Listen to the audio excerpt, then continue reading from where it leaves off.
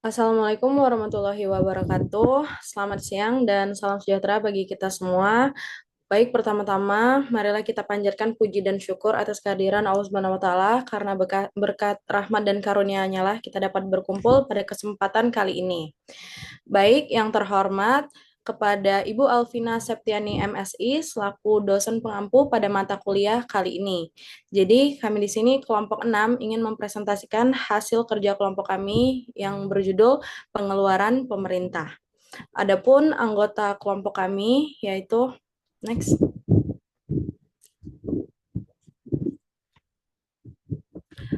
Saya, Tasya Putri Faliza, selaku moderator, dan Ahmad Zulhamdi Akbar, Des Suryani, dan Klesi Bianca. Adapun materi kelompok kami pada kali ini yaitu yang pertama, pengeluaran pemerintah, yang kedua, teori-teori public expenditure, dan yang ketiga, sifat-sifat pengeluaran pemerintah. Materi-materi ini akan dibacakan oleh Ahmad Zulhamdi Akbar. Kepada Ahmad Zulhamdi Akbar, dipersilahkan.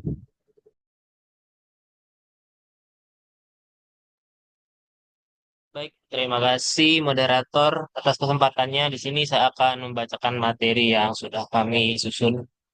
Yang pertama itu pengeluaran pemerintah. Next. Jadi, pengeluaran pemerintah itu adalah seluruh bentuk pengeluaran yang dilakukan oleh pemerintah untuk membiayai kegiatan administrasi negara, pembangunan, dan pelayanan publik. Pengeluaran ini bertujuan untuk meningkatkan kesejahteraan masyarakat dan mendorong pertumbuhan ekonomi. Next. Menurut para ahli, yang pertama menurut Richard Musgrave. Menurut Musgrave, pengeluaran pemerintah adalah alat utama dalam kebijakan fiskal yang digunakan untuk mencapai alokasi sumber daya yang efisien, distribusi pendapatan yang adil, dan stabilisasi ekonomi. Kemudian menurut David Hyman, Hyman menyatakan bahwa pengeluaran pemerintah mencakup semua pembelajaran yang dilakukan oleh pemerintah pusat maupun daerah untuk barang dan jasa guna meningkatkan kesejahteraan masyarakat. Next,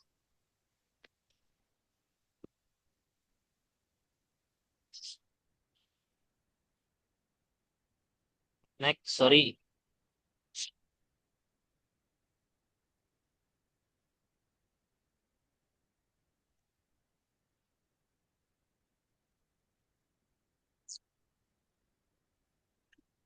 Sini pengeluaran dibagi menjadi dua jenis. Yang pertama, pengeluaran pemerintah rutin.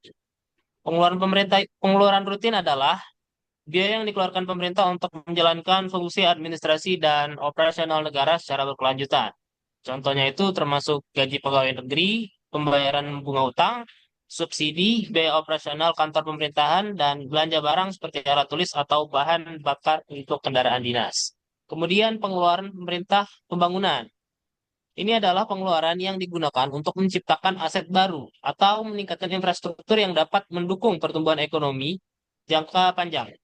Contohnya adalah seperti pengeluaran pembangunan ini, seperti pembangunan jalan, jembatan, sekolah, rumah sakit, proyek energi, dan investasi dalam teknologi. Kemudian teori-teori public expenditure.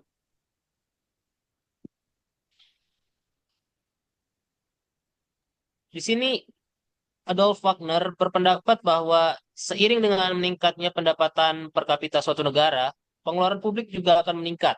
Menurut Wagner, pertumbuhan ekonomi menyebabkan peningkatan kebutuhan akan layanan publik seperti pendidikan, kesehatan, dan infrastruktur. Lain dengan Peacock dan Weisman yang mengajukan teori bahwa pengeluaran publik mengalami peningkatan drastis selama periode krisis, seperti perang atau bencana. Setelah krisis berakhir, tingkat pengeluaran tingkat pengeluaran tetap lebih tinggi dibandingkan sebelum krisis, karena masyarakat telah terbiasa dengan peran pemerintah yang lebih besar. Boleh next.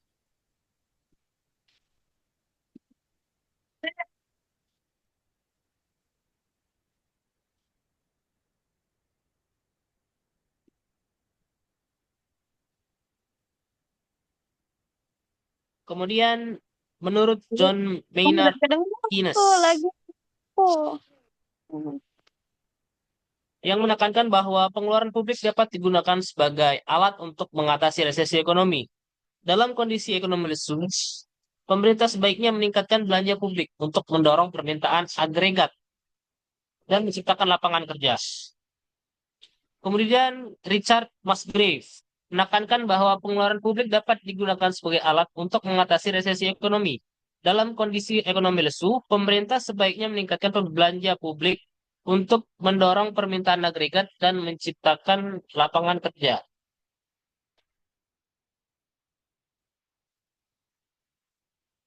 Next,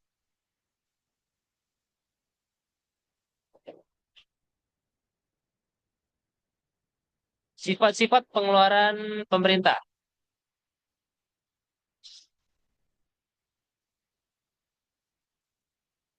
Jadi ada beberapa sifat-sifat dalam pengeluaran pemerintah. Yang pertama itu bersifat wajib atau mandatory.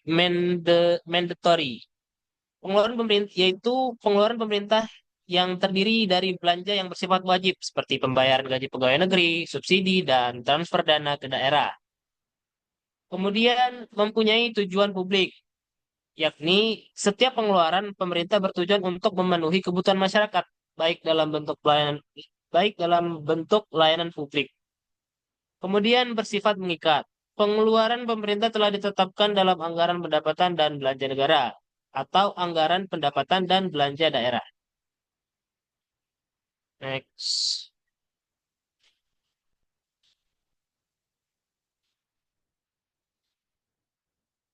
Next. Kemudian tidak bertujuan mencari keuntungan.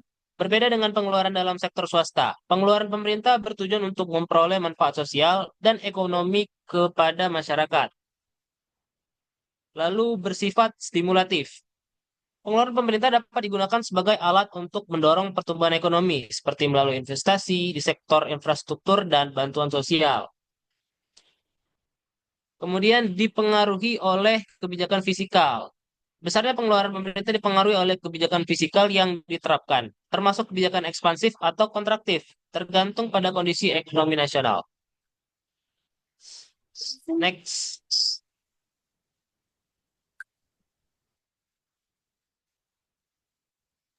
Jadi itu saja yang dapat saya sampaikan. Terima kasih. Wassalamualaikum warahmatullahi wabarakatuh. Saya kembali lagi kepada moderator. Baik, terima kasih Ahmad Zulhamdi Akbar untuk materi yang telah disampaikan tadi. Baik, kepada teman-teman sekalian, bagi yang ingin menyangga ataupun bertanya, boleh untuk mengaktifkan raise hand-nya.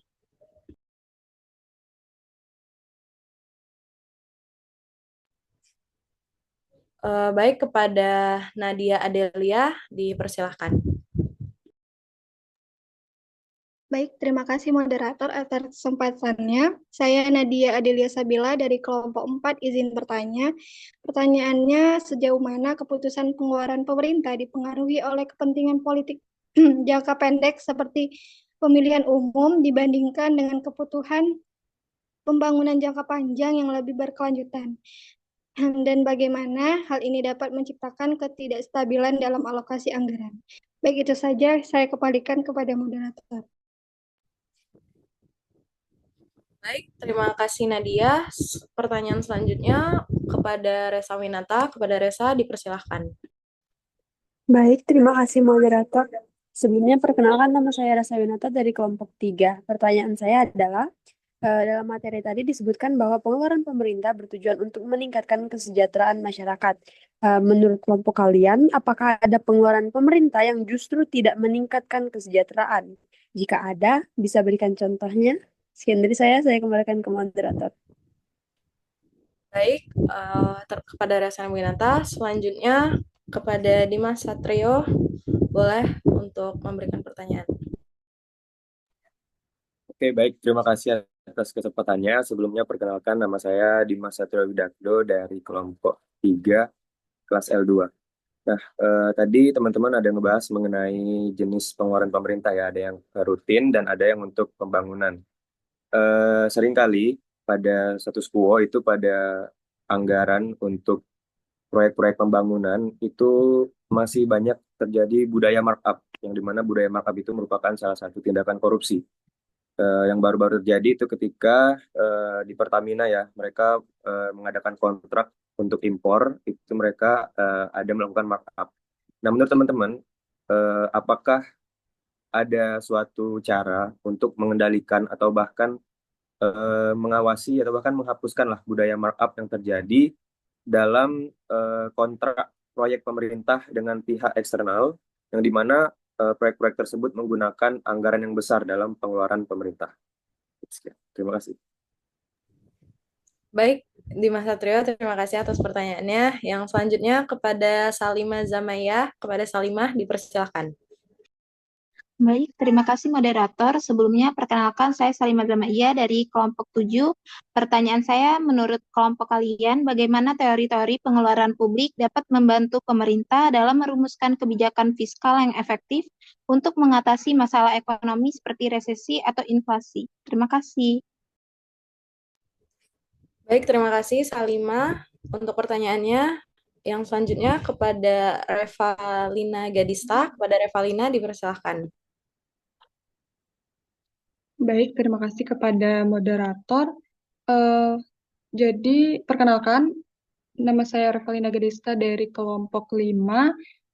Jadi, menurut pendapat kelompok 6, bagaimana sih pemerintah menyeimbangkan pengeluaran antara infrastruktur, kemudian pendidikan, kemudian kesehatan dalam kondisi keterbatasan anggaran? Kemudian misalkan pemerintah harus memilih antara membangun rumah sakit baru atau menambah subsidi pendidikan. Nah, keputusan mana yang lebih berdampak bagi kesejahteraan masyarakat dalam jangka panjang? Mungkin itu saja. Terima kasih. Baik, terima kasih Revalina. Dan yang terakhir kepada Lutfia Aulia. Kepada Lutfia, dipersilakan. Baik, terima kasih moderator. Sebelumnya perkenalkan, nama saya Lutfia Aulia dari kelompok 1. Pertanyaan saya adalah, apakah ada data yang menunjukkan apakah pengeluaran pemerintah itu lebih banyak menguntungkan kelompok tertentu dibandingkan yang lain? Jika ada, bagaimana cara mengatasinya? Baik, itu saja pertanyaan dari saya kembalikan ke moderator. Baik, terima kasih semuanya untuk pertanyaan tadi. Pertanyaannya akan ditampung dulu oleh kelompok kami terlebih dahulu. Baik, jadi saya akan membacakan kesimpulan pada materi kami kali ini, yaitu kesimpulannya, pengeluaran publik merujuk pada semua biaya yang dikeluarkan oleh pemerintah untuk membiayai berbagai aktivitas dan kebutuhan masyarakat, termasuk infrastruktur, pendidikan, kesehatan, pertahanan, dan administrasi publik. Pengelolaan pengeluaran publik yang efisien sangat penting untuk menjaga stabilitas ekonomi, menciptakan lapangan kerja, dan meningkatkan kualitas hidup masyarakat. Pengeluaran yang terlalu besar atau tidak efisien bisa menyebabkan defisit anggaran dan inflasi. Sedangkan pengeluaran yang terlalu rendah bisa menghambat perkembangan ekonomi dan memperburuk ketimpangan sosial. Selanjutnya, baik.